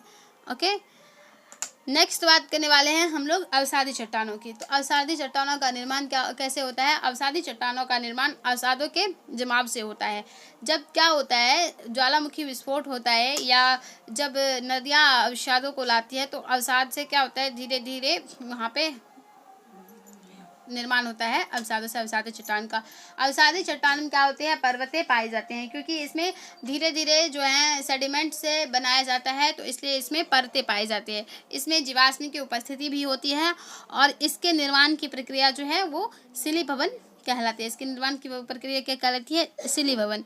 अवसादी चट्टान के उदाहरण की बात करें तो इसमें क्या हो जाता है, नमक का चट्टान, चूना पत्थर, सेल, मिट्टी और बालू का पत्थर, बालू पत्थर, ये सब इसमें क्या हो जाते हैं, इसके उदाहरण हैं, किसके, अवसादी चट्टान के। आगे बात करें हम लोग मेटामॉर्फिक रॉक की, यानी कि कायांतरित चट्टान या रूपांतरित चट्टान की, तो यह अधिक तापमान एवं अधिक दाब की उपस्थिति में निर्मित होता है। जब क्या होता है, अधिक तापमान और अधिक दाब पड़ता है तो इससे इसका जो रूप है वो परिवर्तित हो जाता है, इसलिए इसे रूपांतरित चट्टान भी कहा जाता है। इसके निर्माण की प्रक्रिया को हम रूपांतरण या कायांतरण कहते हैं। सामान्यतः इसमें भी क्या होता है, जीवाश्म का अभाव होता है। जैसे कि कुछ ऐसे चट्टान हैं जो बदल जाते हैं। देखिए, जैसे कि मूल चट्टान यदि ग्रेनाइट है तो ये इस रूपांतरित होकर नीच में परिवर्तित हो जाता है, बेसाल्ट सिस्ट में, बालू पत्थर क्वार्ट्ज में, चूना पत्थर संगमरमर में, और जो सेल है वो स्लेट में, कोयला डायमंड में। ठीक है, आगे बात करते हैं। आगे हम लोग बात करना है पृथ्वी की आंतरिक संरचना की। पृथ्वी के आंतरिक संरचना की बात करें तो जो पृथ्वी है, यदि जब पृथ्वी सतह से जब केंद्र की तरफ क्या होता है, घनत्व बढ़ता है। क्यों बढ़ता है घनत्व? उच्च दाब के कारण क्या होता है, सतह से इसकी तरफ घनत्व बढ़ता है। यदि बात करें केंद्र पर तापमान ज़्यादा होगा तो क्या होगा, 32 मीटर की प्रत्येक गहराई पर 1 डिग्री सेल्सियस तापमान क्या होता है, बढ़ता रहता है। अब तापमान क्यों बढ़ता है केंद्र पर, तापमान क्यों? क्योंकि इसके अंदर क्या है, दाब ज़्यादा है, रेडियो सक्रिय पदार्थ ज़्यादा है, और केंद्र से जो ऊष्मा मुक्त होती है वो भी तो यही है ना, इसलिए तापमान बढ़ता है। ठीक है, आगे बात करें, जब सतह से केंद्र की तरफ दाब बढ़ता है तो क्या होता है, क्यों बढ़ता है सतह से केंद्र की तरफ दाब? बढ़ता है क्योंकि भारी पदार्थ की उपस्थिति के कारण क्या होता है, सतह से केंद्र की तरफ दाब बढ़ता है। अब बात करें पृथ्वी के आंतरिक भाग की, तो इसमें 3 होते हैं, एक क्रस्ट, एक मेंटल, एक कोर है। क्रस्ट को क्या कहा जाता है, श्याल भी कहा जाता है। श्याल क्यों कहा जाता है, क्योंकि इसमें सिलिका और एल्यूमिनियम की जो प्रधानता है वो ज़्यादा होती है, इसलिए इसे श्याल के नाम से भी जाना जाता है। इसकी मोटाई कितनी है, 35 से 50 किलोमीटर। ठीक है, आपको जो ये डेटा है 35 से जो 50 किलोमीटर है, और ये जो सिलिका एल्यूमिनियम की अधिकता है, इसको अच्छे से याद कर लेना है। अच्छे से क्या करना है, एक बार देख लेना है, क्योंकि ये बहुत ही महत्वपूर्ण है। क्योंकि जो 1 लाइनर्स एग्ज़ाम होते हैं और 1 डे एग्ज़ाम होते हैं, जैसे कि ये सभी एग्ज़ामों के लिए, कॉम्पिटिटिव कोई भी एग्ज़ाम हो, कोई भी, उसके लिए बहुत महत्वपूर्ण है, जिसमें ज्योग्राफी, हिस्ट्री, पॉलिटी ये सब होते हैं उनके लिए। ओके, नेक्स्ट देखते हैं। इसके 2 प्रकार होते हैं, एक तो महाद्वीपीय क्रस्ट होता है, एक महासागरीय क्रस्ट होता है। ठीक है, महाद्वीपीय क्रस्ट की बात करें तो इसकी जो मोटाई है वो कितनी होती है, 35 से 50 किलोमीटर। इसका बनावट किससे होता है, ग्रेनाइट चट्टान से महाद्वीपीय क्रस्ट का क्या होता है, निर्माण होता है। इसका घनत्व कम होता है। बात करें महासागरीय क्रस्ट की, तो इसकी जो मोटाई है वो कितनी होती है, 6 से 8 किलोमीटर। अगर आपको स्पीड ज़्यादा लग रहा है तो आप कम कर सकते हैं। ठीक है, और ना मैं अब धीरे धीरे बोलने की कोशिश करूँगी। वैसे ये रिवीजन बैच है तो इसे जल्द से जल्द मैं कंप्लीट करना चाहती हूँ 1 शॉट में। ओके, अब बात करें महासागरीय क्रस्ट की, तो इसकी मोटाई कितनी है, 6 से 8 किलोमीटर। इसका बनावट क्या है, ये इसके बनावट में जो बेसाल्ट है वो बहुत ही महत्वपूर्ण है। बेसाल्ट का होना क्या है, ज़रूरी है। इसका घनत्व भी ज़्यादा होता है। अभी हम बात करने वाले हैं क्रस्ट की। क्रस्ट की बात करें तो सबसे पहले ऊपरी क्रस्ट की बात करते हैं। और क्रस्ट दो प्रकार के, एक तो ऊपरी क्रस्ट, एक निचला क्रस्ट, ठीक है। क्रस्ट और ऊपरी क्रस्ट और निचले क्रस्ट को जो बांटते हैं उसे, उस रेखा को हम क्या कहते हैं, कोणार्ध असंबद्धता, यानी कि कोणार्ध असंबद्धता, इसके बारे में भी हम बात करते हैं। इससे पहले मेंटल के बारे में जान लेते हैं। मेंटल को सीमा भी कहा जाता है क्योंकि यहाँ पे सिलिका और मैग्नीशियम की अधिकता प्रधानता ज़्यादा होती है, ठीक है। ये दो भाग में होते हैं, एक तो ऊपरी मेंटल, एक तो निचला मेंटल। ऊपरी मेंटल जो है वो पिघली अवस्था में, मैग्मा जो है उसमें क्या होता है, पिघली अवस्था में पाए जाते हैं, इसलिए उसको दुर्बल मंडल भी कहा जाता है। बात करें निचले मेंटल की तो ये ठोस अवस्था में होता है और यहाँ पे क्या होता है, घनत्व ज़्यादा होता है। नेक्स्ट हम लोग बात करने वाले हैं कोर की। कोर को निफे कहा जाता है क्योंकि आप सभी जानते ही हैं कि कोर में क्या है, निखिल एवं लोहा की प्रधानता है, इसलिए इसे कोर कहा जाता है या फिर निफे भी कहा जाता है। बात करें आंतरिक कोर की तो आंतरिक कोर में जो तापमान है वो 6000 डिग्री सेल्सियस प्लस होता है। यहाँ पे घनत्व भी ज़्यादा होता है और जो इसका बाह्य कोर है वो क्या होता है, पिघली अवस्था में होता है। आगे बात करने वाले हैं हम लोग ऊपरी क्रस्ट के बारे में। तो ये है पृथ्वी का संरचना, ठीक है। ये क्या है, पृथ्वी का संरचना। ये है ऊपरी क्रस्ट, ये निचला क्रस्ट। अब बात करें ये सब जो लाइंस हैं इनके नाम है, इनके भी बहुत सारे नाम हैं क्योंकि ये लाइंस नहीं है, ये एक सीमा है, ठीक है। ऊपरी क्रस्ट को जो निचले क्रस्ट से डिवाइड करती है उस रेखा का नाम क्या है, वो क्या है, वो जो परत बना है बीच में क्या है, ये कोणार्ध असंबद्धता। जो ऊपरी मेंटल को निचले क्रस्ट से अलग करता है उसे क्या कहते हैं, मोहोरिविक कहते हैं। क्या कहते हैं, मोहोरिविक। फिर जो निचले मेंटल को ऊपरी मेंटल से अलग करता है उसे हम रिफ्टी कहते हैं। जो निचले मेंटल को बाह्य कोर से अलग करता है उसे हम गुटेनबर्ग कहते हैं और जो बाह्य कोर को आंतरिक कोर से अलग करता है उसे हम लेहमन कहते हैं। ये जो है आपको इसके जो नाम है उसको अच्छे से याद कर लेना है क्योंकि ये जो है ये बहुत ही इम्पोर्टेंट है। आगे बात करते हैं हम लोग प्लेट विवर्तनिकी की। प्लेट विवर्तनिकी कब होता है, बात करते हैं। प्लेट विवर्तनिकी जब प्लेटें आपस में टकराती हैं तो उससे क्या होता है, प्लेट विवर्तनिकी होता है, ठीक है। प्लेट विवर्तनिकी होता है, प्लेट विवर्तनिकी, प्लेट विवर्तनिकी। तो बात करते हैं प्लेटों की गति एवं इसके प्रभाव। जब छोटी प्लेटें क्या होती हैं, जब छोटी प्लेटें बड़ी प्लेटें दोनों गति करती हैं। प्लेटें हैं तो छोटी प्लेटें और बड़ी प्लेटें दोनों गति करती हैं। प्लेटें गति क्यों करती हैं, इसके कारण क्या है, संवहन तरंगों के कारण प्लेटें जो हैं वो क्या करती हैं, गति करती हैं। किसके कारण, संवहन तरंगों के कारण प्लेटें गति करती हैं। जो छोटी प्लेटें हैं वो 32 से भी ज़्यादा हैं। जो बड़ी प्लेटें हैं उनके नाम भी देखने वाले हैं हम, और जो छोटी प्लेटें हैं उनके नाम भी देखने वाले हैं। तो सबसे पहले बात करें कि संवहन तरंगों का उत्पत्ति कैसे होता है। तो जब पृथ्वी के आंतरिक भाग में अधिक तापमान होता है तब क्या होता है, संवहन तरंगों का उत्पत्ति होता है। पृथ्वी के आंतरिक भाग में क्या होता है, तापमान तो वैसे पृथ्वी के आंतरिक भाग में बहुत ज़्यादा ही होता है, ठीक है। बात करें प्लेटों के गति के प्रकार की, टाइप्स ऑफ प्लेट मोशन, तो 3 प्रकार के गति हैं, अभिसारी गति, अपसारी गति और समानांतर गति। अभिसारी गति की बात करें तो जब दो प्लेट एक दूसरे के तरफ गति करती है तो उसे हम अभिसारी गति कहते हैं। अभिसारी गति के कारण क्या होता है, मोरदार पर्वत का निर्माण होता है। जैसे कि देखा ही होगा आपने, हिमालय पर्वत जो है वो इसी का उदाहरण है। किसका, इसका। क्योंकि क्या हुआ, जब गोंडवाना लैंड जो था, जब वो टेथी सागर से टकराया था, क्या था, टेथी सागर से जब वो टकराया था तो उसी से क्या हुआ था, हिमालय पर्वत का निर्माण हुआ था। तो यहाँ पे क्या हुआ, मोरदार पर्वत का, हिमालय कैसा मोरदार पर्वत है, तो अभिसारी गति के कारण ही ऐसा हुआ था। बात करें प्लेट का क्षेपण होगा, उसके बाद बात करें तो इसे विनाशी गति कहा जाता है। इसे विनाशी गति इसीलिए कहा जाता है कि जब भी ये टकराती है तो हो सकता है कि क्या कर सकते, भूचाल ला सकती है, ठीक है। बड़े से बड़े महाद्वीप को क्या कर सकती है, तोड़ फोड़ के विनष्ट कर सकती है अभिसारी गति जब चलेगी। क्योंकि जब 2 महाद्वीप आपस में टकराएंगे तो सोचिए ना, घटना होना जरूरी है। जब 2 आपस में टकराएंगे तो क्षति तो होगी ही, इसीलिए विनाशी गति कहा जाता है। इससे क्या होता है, ज्वालामुखी विस्फोट भी होता है। इससे क्या होता है, ज्वालामुखी विस्फोट होता है।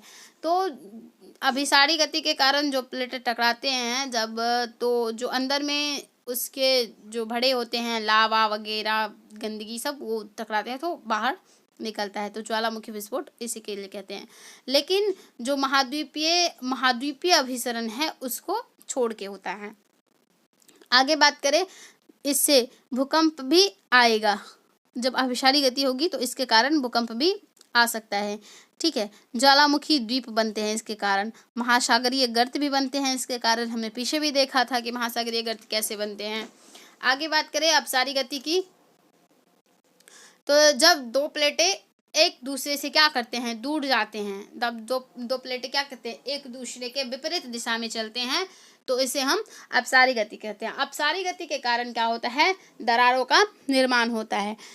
इससे भी ज्वालामुखी विस्फोट होता है। इससे महासागरीय कटक भी बनते हैं और नई क्रस्ट का निर्माण भी होता है। इसे हम रचनात्मक गति भी कहते हैं। ठीक है, इससे भूकंप भी आते हैं। इसके बारे में और भी जानकारियां हम बताते हैं। इसे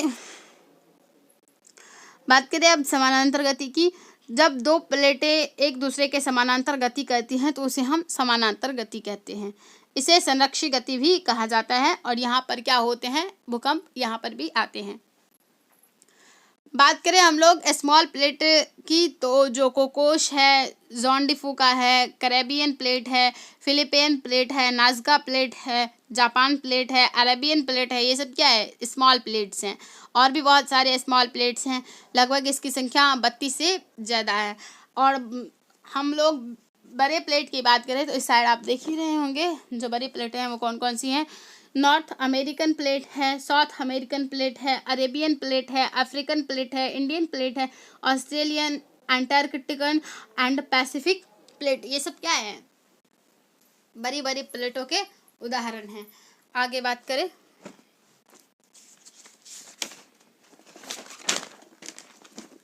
आगे हम लोग बात करने वाले हैं महाद्वीपीय विस्थापन सिद्धांत की।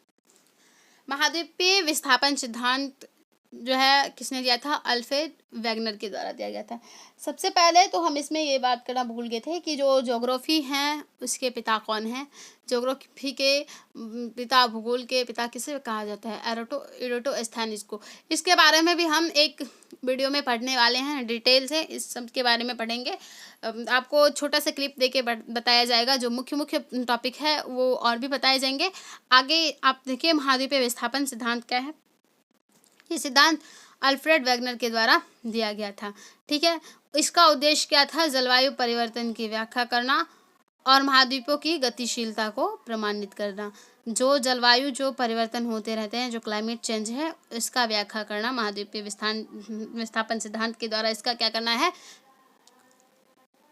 व्याख्या करना है। और महाद्वीप क्या है, कहता है वैज्ञानिक, जो महाद्वीप है वो क्या है, गतिशील रूप में अभी भी तो इसको क्या करना है, इसका प्रमाणित करना है। वैगनर के अनुसार जो है क्या था, प्रारंभ में एक सुपर कॉन्टिनेंट था जिसका नाम क्या था, पैंजिया। क्या नाम था, पैंजिया क्या था, एक विशाल भूखंड था। ठीक है, पैंजिया था और एक सुपर ओशियन था। बस प्रारंभ में सिर्फ एक ओशियन और एक कॉन्टिनेंट था और कुछ भी नहीं था। एक सुपर ओशियन था पैंजिया और एक सुपर कॉन्टिनेंट था पैंजिया और एक सुपर ओशियन था पैंथालाशा। पैंजिया में क्या हुआ, विखंडन हुआ। जब पैंजिया में विखंडन हुआ तो उससे क्या हुए, दो महाद्वीप बने, एक तो अंगारा लैंड और एक गोंडवाना लैंड। मैंने अभी बात किया है कि जो गोंडवाना लैंड है वो टकराया था टीथी सागर से। तो देखिए क्या हुआ था, पैंजिया का विखंडन हुआ। पैंजिया का विखंडन क्यों हुआ, इसके कारण क्या है, चंद्रमा के गुरुत्वाकर्षण बल के कारण पैंजिया का विखंडन हुआ था।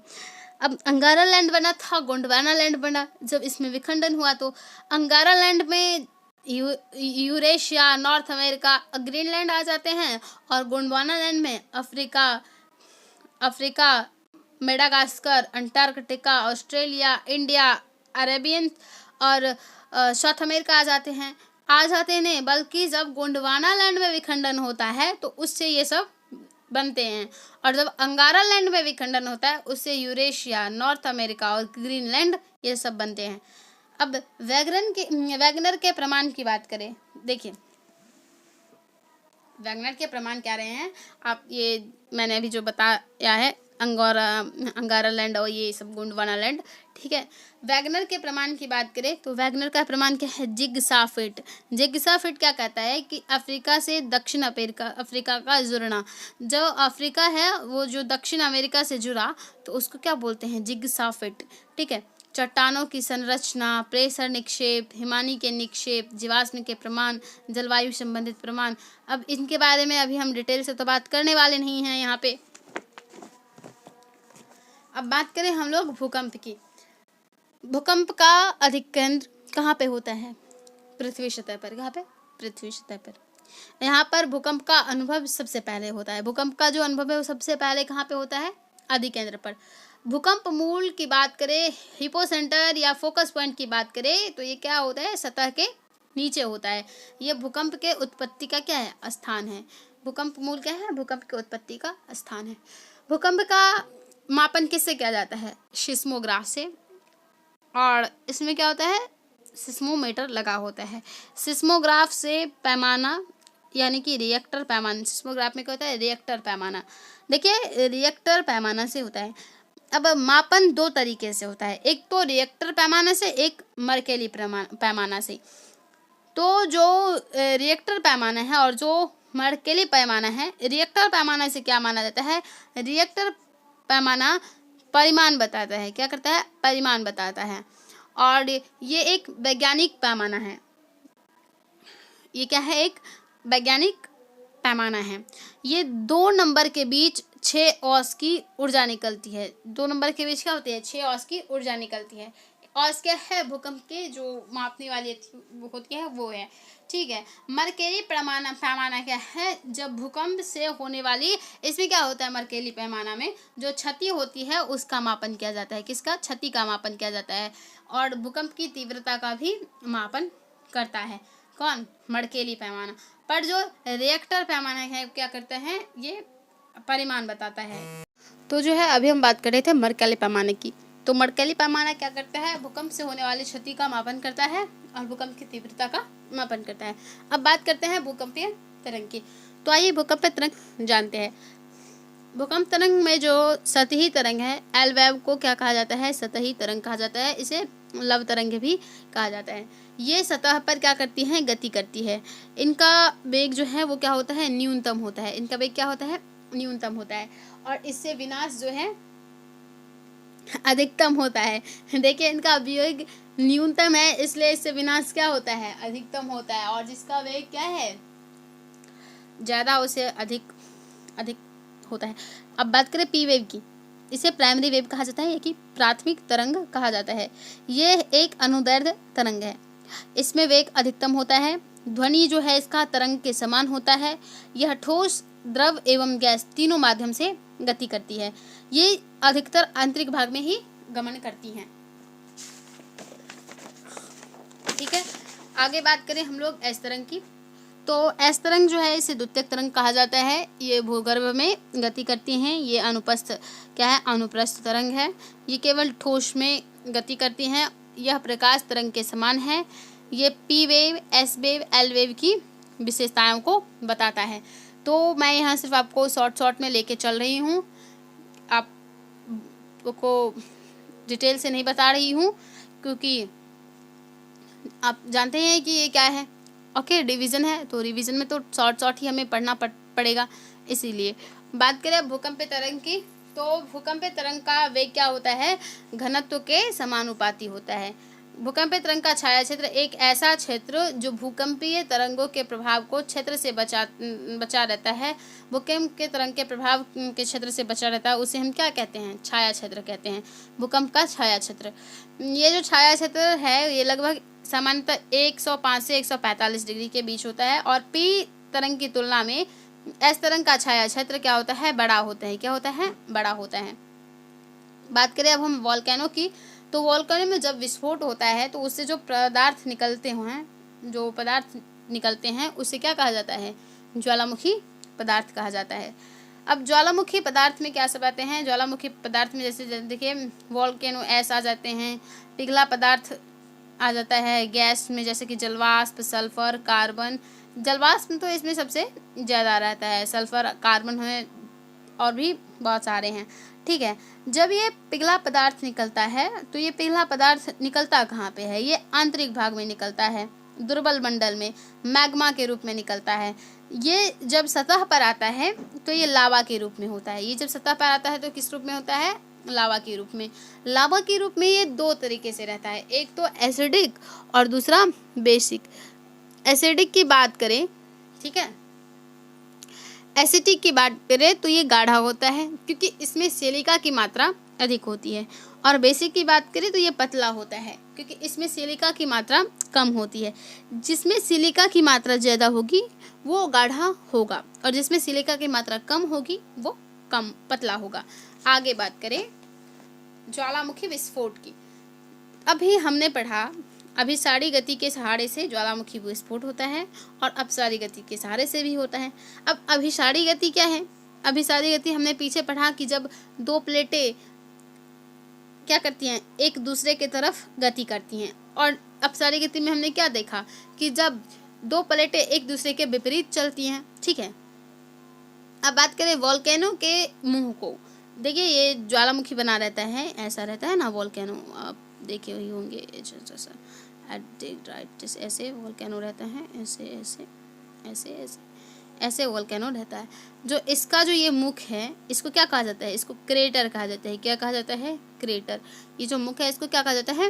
क्रेटर कहा जाता है। और सबसे बड़ा क्रेटर काल्डेरा है। सबसे बड़ा क्रेटर क्या है? काल्डेरा। अब बात करें ज्वालामुखी के प्रकार की, तो ज्वालामुखी के 3 प्रकार होते हैं। एक तो होते हैं सक्रिय ज्वालामुखी, एक होते हैं सुषुप्त ज्वालामुखी, एक होते हैं मृत ज्वालामुखी। सक्रिय ज्वालामुखी क्या है?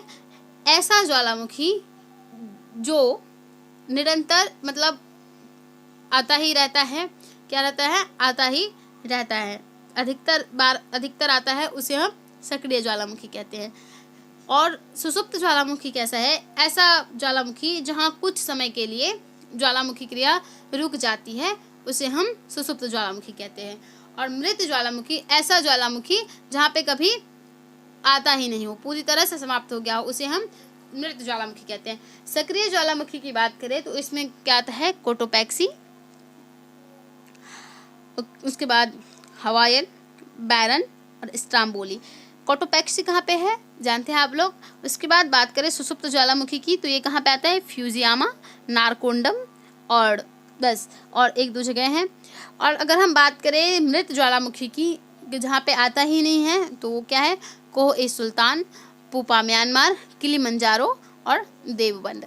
आगे हम लोग बात करें ज्वालामुखी से जो स्थलों का निर्माण, ज्वालामुखी से जो स्थलाकृतियाँ निर्मित होती हैं उसके बारे में, तो देखते हैं। ज्वालामुखी से 2 प्रकार की स्थलाकृतियाँ निर्मित होती है, एक तो आंतरिक, एक बाह्य।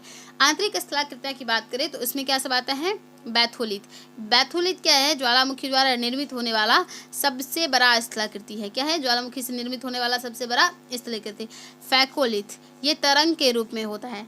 लैकोलिथ उत्तल होता है, लैपोलिथ अवतल, सील क्षैतिज में और डाइक लंबवत चलता है।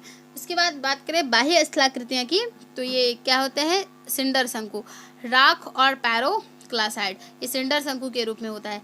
ये मिश्रित शंकु है, जैसे सबसे बड़ा अलग अलग परत में ज्वालामुखी पदार्थ के जमाव से मिश्रित शंकु का निर्माण होता है। परिपोषित शंकु की बात करें तो ये बड़े शंकु पर एक छोटा शंकु है। ठीक है, उसके बाद अम्लीय शंकु की बात करें तो इसमें अम्लीय लावा होता है और क्षारीय शंकु में क्षारीय लावा। ये सभी आपको भी क्या करने हैं? अच्छे से पढ़ने हैं, देखने हैं एक बार। ठीक है, क्योंकि ये भी बहुत महत्वपूर्ण है। आगे देखिए,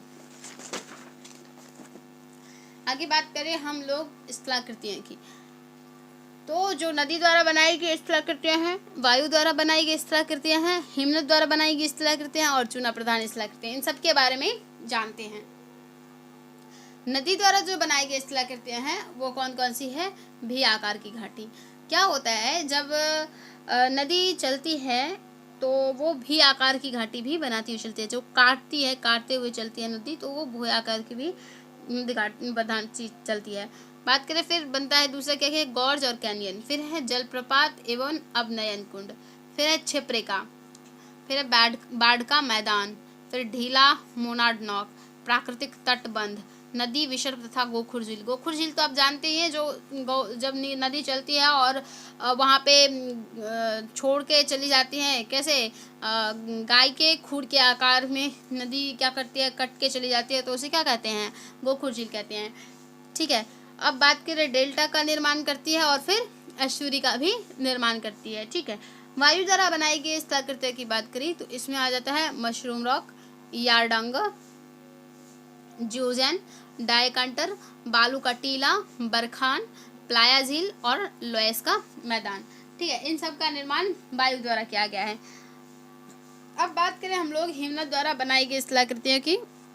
देखिए, हम इन सब के बारे में डिटेल से नहीं पढ़े, क्योंकि इन सब के बारे में आप डिटेल से पढ़े होंगे। ठीक है, बात करें हिमनद द्वारा बनाई गई स्थलाकृति की, तो इसमें क्या बनता है, हिमगह्वर, टॉर्न, हॉर्न, अरेट, नुनाटक, बर्गसरुंड, कंघीनुमा स्थलाकृति बनती है, यू आकार की घाटी बनती है, हिमोड, इमलीन, सफ़ेद मैदान, ऐसा सब बनता है। देखिए, सफ़ेद मैदान तो वैसे भी जब क्या होंगे, हिम पिघल के गिरेंगे, जब पाला पड़ेगा तो सफ़ेद मैदान का निर्माण होगा ही। चूना पत्थर द्वारा सिंक होल, डोलाइन, युवाला, पोलेज, अंधी घाटी, गुफा, पोनार्स, सेटल, लेकटाइट, स्टैलेग्माइट और पोलिया भूस्तंभ का निर्माण होता है। किसे, चूना प्रधान स्थलाकृति ये सब होती हैं। ठीक है, आगे बात करें, भ्रंशन तनाव मूलक बल के कारण उत्पन्न होता है। भ्रंशन कैसे होता है, तनाव मूलक बल के कारण भ्रंशन उत्पन्न होता है। इसमें अवरोधक पर्वत का निर्माण होता है, जैसे कि अवरोधक पर्वत जैसे कि विंध्यन, सतपुरा और ब्लैक फॉरेस्ट जर्मनी। विंध्यन किस प्रकार है, सतपुरा किस प्रकार है, ये भ्रंशन के कारण ही है। भ्रंशन घाटी बनती कहाँ पे है, लाल सागर में है भ्रंशन घाटी और अफ्रीका में उपस्थित है। बात करें वलन की, वलन क्या है, वलन संपीड़न बल के कारण होता है। इसमें अपनति और अभिनति दोनों बनता है। इसमें मोरदार पर्वत भी बनते हैं। बात करें इमैनुअल कांट, जो इसमें इमैनुअल कांट है, इन्होंने क्या किया, 1755 में वायव्य राशि परिकल्पना दी थी। ये बहुत इम्पोर्टेंट है, आप इसको क्या करिएगा, अच्छे से याद करिएगा। और ये भी इम्पोर्टेंट है कि निहारिका परिकल्पना किसने दी थी, लाप्लास ने। कब, 1796 में। ऑटो स्मिथ की बात करें तो ऑटो स्मिथ ने अंतर तारकीय धूल सिद्धांत दिया था। क्या चीज़, अंतर तारकीय धूल सिद्धांत। इसमें वो क्या कहता है, सूर्य क्या था, एक विशाल तारा है। सूर्य क्या है, एक विशाल तारा है, और इसमें जो बड़े छोटे कण हैं किसमें, ये जो है इसमें बड़े छोटे कण हैं। ये जो विशाल तारा सूर्य है, ये क्या करता है, बड़े और छोटे कणों को अपने ओर आकर्षित करता है, जिससे नाव के संलयन होता है। तो इसे ही हम अंतर तारकीय धूल सिद्धांत कहते हैं। आगे बात करें तो पृथ्वी के केंद्र में पदार्थों का जो अनुमानित घनत्व है वो कितना है, 12 से 14 ग्राम। ठीक है, मध्य महासागरीय कटकों की बात करें तो यहाँ पे मध्य महासागरीय कटकों में क्या होता है, नई भूपट्टी का निर्माण कब होता है, जब महासागरीय अधस्थल का विस्तार होता है। ओके, चलिए अब आज के लिए इतना ही।